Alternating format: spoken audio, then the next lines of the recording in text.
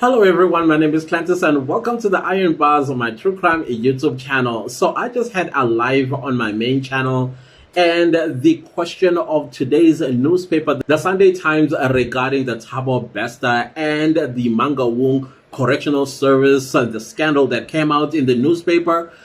Everybody wanted to know what exactly happened. Actually, in that live stream, I had Nastasia Jansen, who was falsely accused of aiding and abetting the escape of Thabo Bester. Unfortunately, that live had to come to an end due to technical issues. However, we are going to be rescheduling it for during the course of the week in one evening. So if you are interested, I will let you know. Basically, I'm going to put in a community tab that live is going to be happening. So now let's look at the Sunday Times that I have here right here with me. There is a word that is written here that I don't want to say it because YouTube might actually flag me. So take a good look at it. This is the word, the first one, the second one. The first and second words. I'm just gonna put them here. I'm not gonna say them because I don't want to get flagged. But this is what the Sunday Times say inside Thabo Bester's prison headquarters. Can you imagine a whole prisoner has a headquarters in prison? So let's read what the article says so we can have a bit of a discussion, because to me it's shocking. However, it's not surprising. So basically the article says a leaked government department document tells of jail syndicate running the S word and the D word rings and organizing hits. Wow. So basically that caught my attention and I was like, let's read it further. By the way, this newspaper article was brought to my attention by Nastasia Jansen, who said I should check it out. The article is written by Ruth Hopkins. Female prison guards moonlighted as sex workers under the control of a syndicate run by officials and influential inmates at Mangaung prison, from which Thabo Bester notoriously escaped in 2022. An explosive leaked document compiled by the Department of Correctional Services reveals that an investigation at the prison weeks after Bester was recaptured also uncovered claims of a poisoning campaign to take out offenders who allegedly saw things leading up to the Bester escape. It details how the syndicate, believed to include a senior prison manager, controlled the flow of illicit D-word into the prison, ordered hits on inmates it feared it would expose its members, and allegedly ran a money laundering scheme. Bester appeared to enjoy a senior position in the syndicate and is said to have made use of the services of an in-house sex workers. Bester escaped May 3rd, 2022 with the help of prison staff by burning a body in his cell to make it look like he had died in a suicide. Again, YouTube. He and his accomplice Nandipa Makutumana lived the high life in a Hyde Park mansion in Johannesburg for 11 months before the news broke that he was still alive. The couple were apprehended in Tanzania on April 7 last year and brought back to South Africa. They are facing multiple charges, including murder, fraud, and violation of a body. The trial is due to start in the Bloemfontein High Court on February 21st. The departmental report found that the D-trade in the prison was largely controlled by a group of cash-in-transit kingpins and other high-profile and influential offenders, including Bester. In Street 5 of the Weld section of the jail, where the business generation flourished, services offered by the syndicate included the D-word, dacha and high-end narcotics, cell phones, boy-wife movement, facilitated sex between prisoners. money laundering and prostitution, female G4S staff rendering paid sexual services to offenders. The report also highlights claims or observations of a trend in security breaches, including 1. CCTV blind spots in the courtyard, 2. A delayed motion detector that allowed contraband to be thrown over a fence into a prison unit, 3. Unauthorized radios and laptops, 4. Shoddy lockup procedures in which inmates entered their cells at their leisure, 5. Inadequate supervision of prisoners with just one night shift guard, often expected to lock down an entire unit.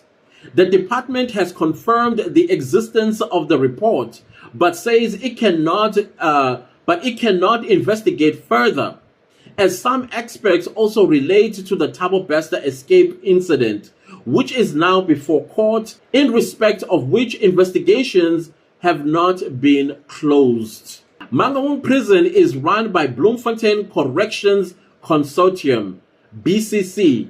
G4S owned a 20% stake in the company and is responsible for operating the facility. The investigation and report were done as part of the transition of control at the prison from BCC to the department following shocking revelations of how Bester faked his death in custody as part of an elaborate escape plan that allegedly involved prison officials and other inmates.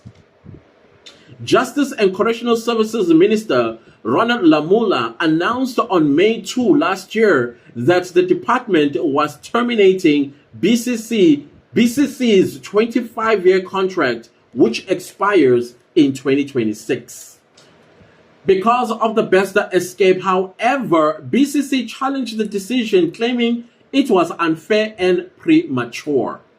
A judge will decide on the matter on April 6, 2024.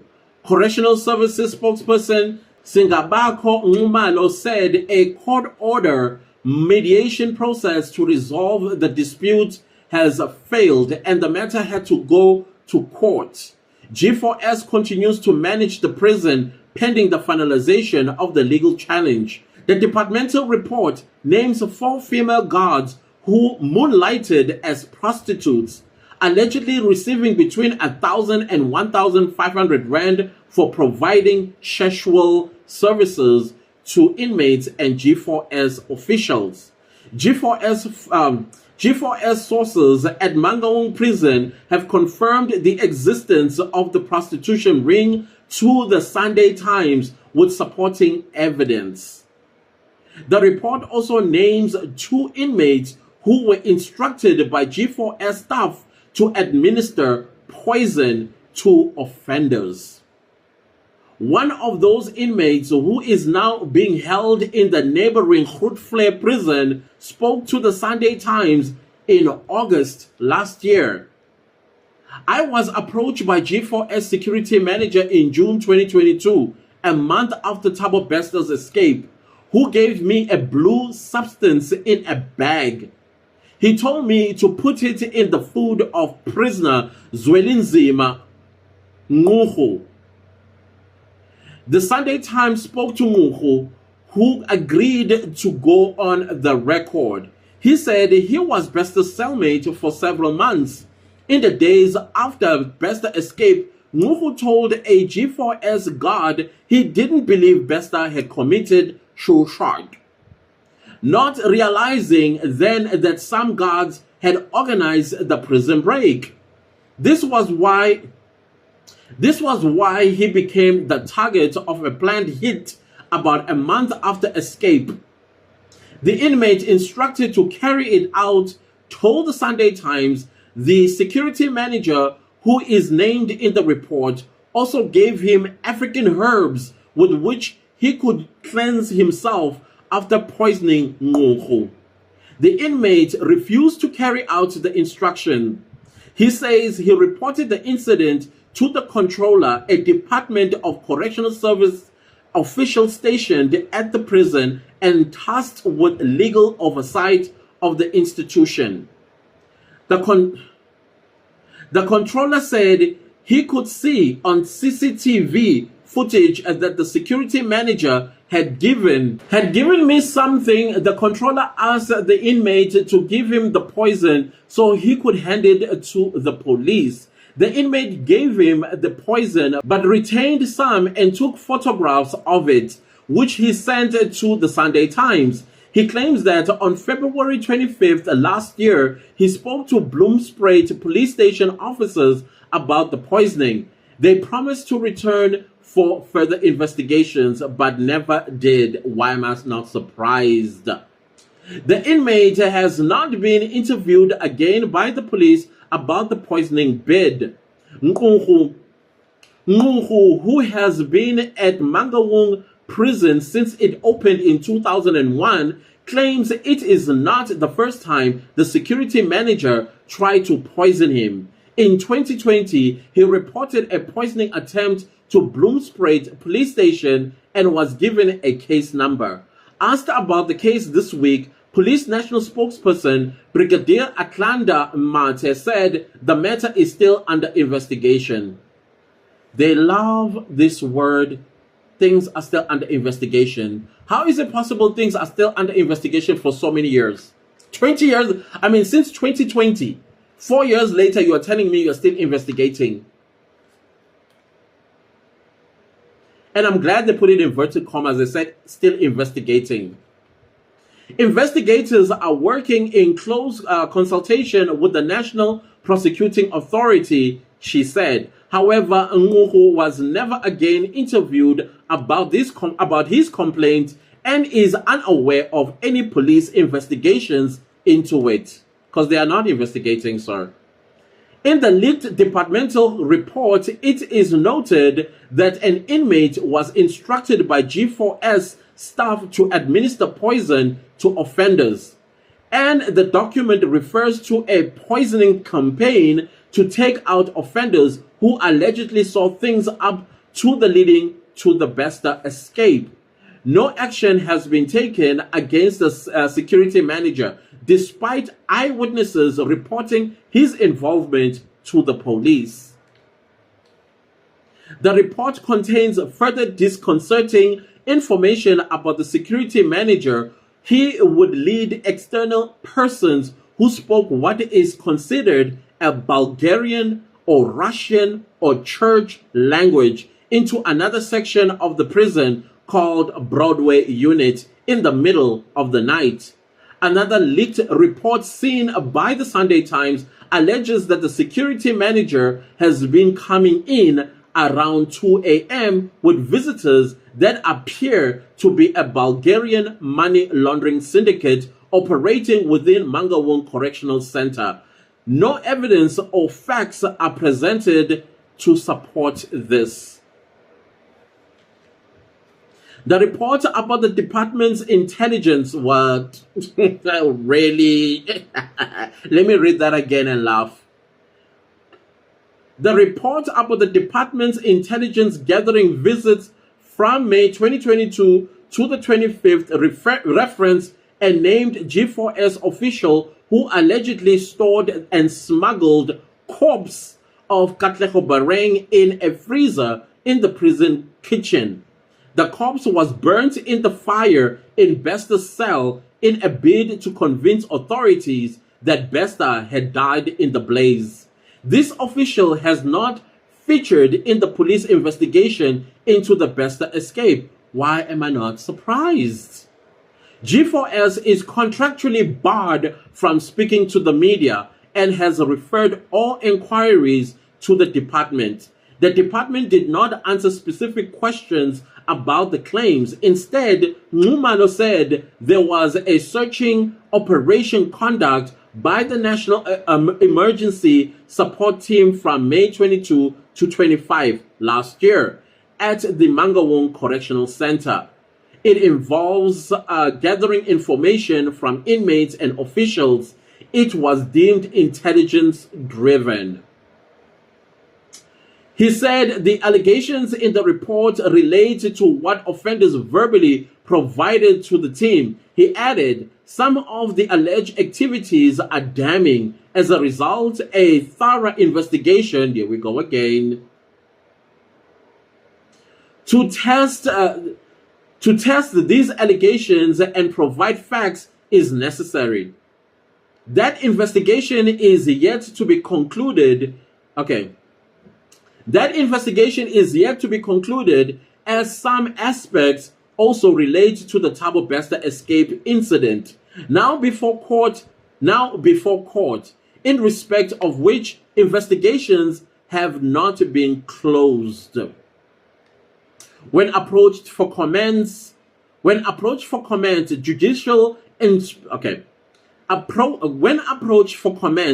Judicial Inspectorate of Correctional Service, JICS, in short, CEO Vic Messire, said it has not seen the Department of Correctional Services report. JICS has never had access to important portions of the contract between the department and Mangaung prison. And of course, why would they give them the whole contract when there is some elements of corruption in there? I think there are some people that are getting kickbacks of the monies that are directed to Mangaung Correctional Services. That is why the contract is not submitted wholly to JICS. That is just my two IQs. Or to secret reports issued by the department on Mangaung prison, despite its requests to be granted access, he said. Despite engaging extensively and repeatedly with inmates and officials at Mangaung prison, JICS was not made aware of these documents.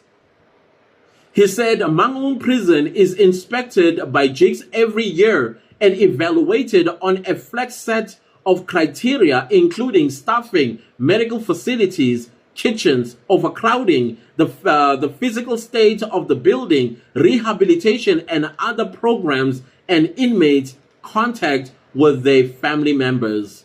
JICS has a total of 9 personnel countrywide who are employed as inspectors and investigators. They serve some 250 correctional centers housing 155,000 inmates. Messire said JICS has highlighted various flaws at the prison before. These include a high percentage of inmates, especially high-ranking gang members, who are their known antagonists, who were transferred to the facility from all over the country. This, in part, explains the high rate of violence and other irregular incidents at the Mangaung prison, he said. Other issues that have been raised included the ineffective electronic supervision system for inmates and the continued use of porcelain toilet bowls, which were often broken up and used as weapons in gang attacks. That's the end of the article. So now, what did we learn about Mangaung Correctional Service Center?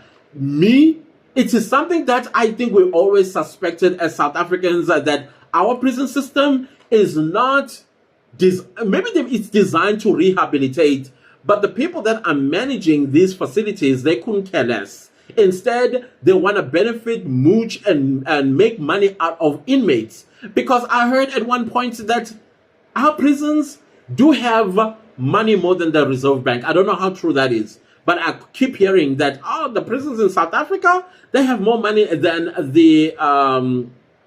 the Reserve Bank, which kind of confirms with this particular prison where 4 female G4S securities whose job is supposed to look after prisoners, they are busy selling their bodies for 1,000 or 1,500 rand, serving prisoners as well as their own colleagues. But now prisoner part is the one that gets me, because I think the prisoner, in order to get one of the females, they need to pay 1,500 rand. I guess the guards themselves, they get to pay 1,000 rand to these 4 ladies. It's disgusting. But the question now I'm asking, how widespread is everything that is said in the Sunday Times?